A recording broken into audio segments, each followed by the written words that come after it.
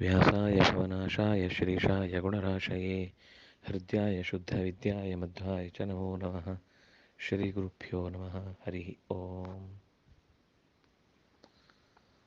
ವೇದವ್ಯಾಸರ ಜಯಂತಿಯ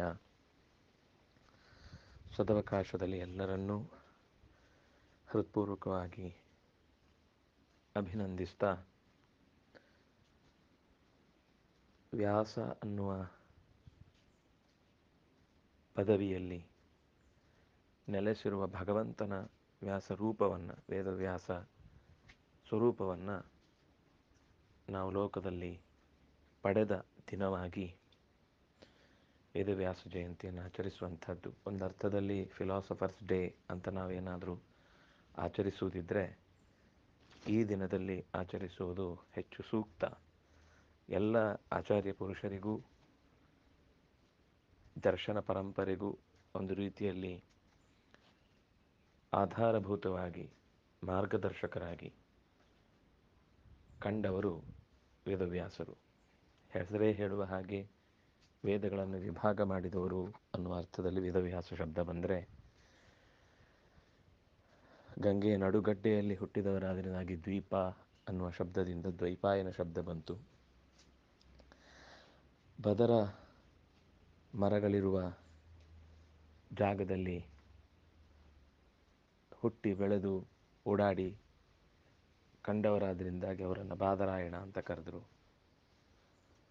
ಕೃಷ್ಣ ಅನ್ನೋದವರಿಗೆ ಹುಟ್ಟಿನಿಂದ ಬಂದ ಹೆಸರು. ಪರಾಶರ ಮತ್ತು ಸತ್ಯವತಿಯ ಲೋಕದ ದೃಷ್ಟಿಯಿಂದ ಮಗನಾಗಿ ಹುಟ್ಟುತ್ತಲೇ 3ನೇ ವಯಸ್ಸಿಗೆ ಮಹಾಭಾರತವನ್ನು ರಚಿಸಿ ಮುಗಿಸಿ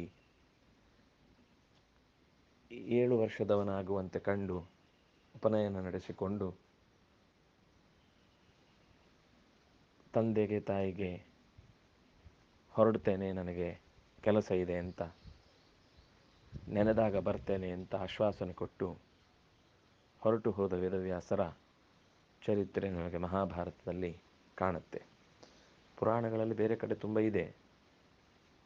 18 ಪುರಾಣಗಳನ್ನು, ಮಹಾಭಾರತವನ್ನು ಎಲ್ಲ ಅವರ ಅತ್ಯಂತ ಚಿಕ್ಕ ಬಾಲ್ಯದಲ್ಲಿಯೇ ರಚಿಸಿದ್ದು. ಇದಕ್ಕೆ ಸಂಬಂಧಪಟ್ಟ ಹಾಗೆ ಏನೇನೋ ಕಥೆಗಳಿವೆ. ಅದೆಲ್ಲ ಬಾಲ್ಯದಲ್ಲಿ 3 ವರ್ಷದಲ್ಲಿ ಆಗು ಹೋಗಿದ ಮೇಲೆ ಅವರು ಆ ಗುಹೆಗೆ ಹೋಗುವ ಪ್ರಸಂಗವೂ ಬರುವುದಿಲ್ಲ, ಅಲ್ಲಿ ಕೂತು ಇನ್ನೊಬ್ಬರ ಹತ್ರ ಬರೆಸುವ ಅವಕಾಶವೂ ಇಲ್ಲ. ಮುಖ್ಯವಾಗಿ ನಮಗೆ ಗ್ರಂಥದ ರಚನೆ ಅಂದರೆ ಏನು ಅಂತ ಗೊತ್ತಿಲ್ಲ. ಸ್ಮರಣಂ ಗ್ರಂಥಕೃತಿ, ಮನಸ್ಸಿನಲ್ಲಿ ಅದನ್ನು ಸಿದ್ಧಗೊಳಿಸಿಕೊಳ್ಳುವುದೇ ರಚನೆ. ಅದು ಮನಸ್ಸಲ್ಲೇ ಇರುತ್ತೆ, ನೆನಪಲ್ಲಿರುತ್ತೆ, ಯಾವಾಗ ಬೇಕಾದರೂ ಬರುತ್ತೆ. ಪುಸ್ತಕದಲ್ಲಿ ಬರೆದಿಡುವುದಲ್ಲ ಗ್ರಂಥ ರಚನೆ ಅಂದರೆ. ನಮಗಿವತ್ತು ತಲೆಯಲ್ಲಿ ಉಳಿಯಲಾದಂದಾಗೆ ಬರೆದಭ್ಯಾಸ ಆಗಿ ಈ ಮಾತು ಹೇಳ್ತೇವೆ. ಆದರೆ ವೇದವ್ಯಾಸರು, ವಾಲ್ಮೀಕಿಗಳದರಲ್ಲಿ ಸ್ಪಷ್ಟ ಗೊತ್ತಾಗುತ್ತೆ. ಅವರು ಮನಸ್ಸಿನಲ್ಲಿ ಸಿದ್ಧಗೊಳಿಸಿ ನೇರವಾಗಿ ಲವಕುಶರಿಗೆ ನೇರ ಪಾಠ ಮಾಡಿದ್ದು. ಹಾಗೆ ವೇದವ್ಯಾಸರು ತಾವು ಗ್ರಂಥ ಬರೆದ ಮೊದಲು ಅದನ್ನು ಶುಕ ಮಧ್ಯಾಪಯಾಮಾಸ ಅಂತ ಭಾಗವತ ಹೇಳುತ್ತೆ.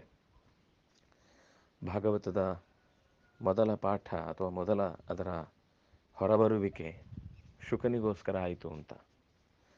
ಹಾಗಾಗಿ ಅಂತಹ ವಿಶಿಷ್ಟವಾದ ಲೋಕಾನುಭೂತಿಯನ್ನು, ಭಗವದ್ ಅವತಾರಗಳ ದಿವ್ಯ ಅನುಭೂತಿಯನ್ನು ಕೃತಿಗಳ ಮೂಲಕ ನಮಗೆ ದೊರಕಿಸಿಕೊಟ್ಟಂಥವರು, ಎಲ್ಲ ಕಾಲಕ್ಕೂ ಸಂಬಂಧಿಸುವ ಜ್ಞಾನದ ಮಡುವನ್ನು ತುಂಬಿಟ್ಟು ಸಜ್ಜನರ ಹಸಿವಿನ ಬಯಕೆಯನ್ನು ನೀಗಿಸಿದವರು. ಅಂತಹ ವೇದವ್ಯಾಸರ ಬದುಕು ನಮ್ಮ ಬದುಕಿನುದ್ದಕ್ಕೂ ವೇದಗಳ ಅರ್ಥವನ್ನು ತಿಳಿಸಲಿಕ್ಕೆ ಹೊರಟ ಸೂತ್ರಗಳು, ಸೂತ್ರಗಳಿಗೆ ಮತ್ತಷ್ಟು ವಿಸ್ತಾರವಾದ ವಿವರಣೆಯನ್ನು ಕೊಡಲಿಕ್ಕೋಸ್ಕರ ಬಂದ ಕಥಾನಕಗಳು, ಒಟ್ಟು ವೇದವನ್ನು ತಿಳಿಲಿಕ್ಕೆ ಕೊಟ್ಟ ಎಲ್ಲ ಸ್ರೋತಸ್ಸು ಅದು ವೇದವ್ಯಾಸರ ಪ್ರಸಾದ. ಅದನ್ನು ಯಥಾಶಕ್ತಿ ಅನುಸಂಧಾನ ಮಾಡಿ ಬದುಕಿನುದ್ದಕ್ಕೂ ಅದನ್ನು ಪಡೆಯುವ, ಅಭ್ಯಸಿಸುವ, ಅವರ ಅನುಗ್ರಹವನ್ನು ಪಡೆಯುವ ಶಕ್ತಿ ನಮಗೊದಗಲಿ. ಒಂದು ಆಚಾರ್ಯ ಪುರುಷನಾಗಿ ಆ ಕಾಲದ ಎಲ್ಲ ವ್ಯಕ್ತಿಗಳಿಂದಲೂ ಕೂಡ ಅಭಿಮಾನಪೂರ್ವಕವಾಗಿ ಗೌರವಿಸಲ್ಪಟ್ಟಂತಹ ತತ್ವವಾಗಿ ವೇದವ್ಯಾಸರು ನಮ್ಮನ್ನು ಕೂಡ ಅನುಗ್ರಹಿಸಲಿ ಅಂತ ಪ್ರಾರ್ಥಿಸೋಣ. ಶ್ರೀಕೃಷ್ಣ ಅರ್ಪಣಮಸ್ತು.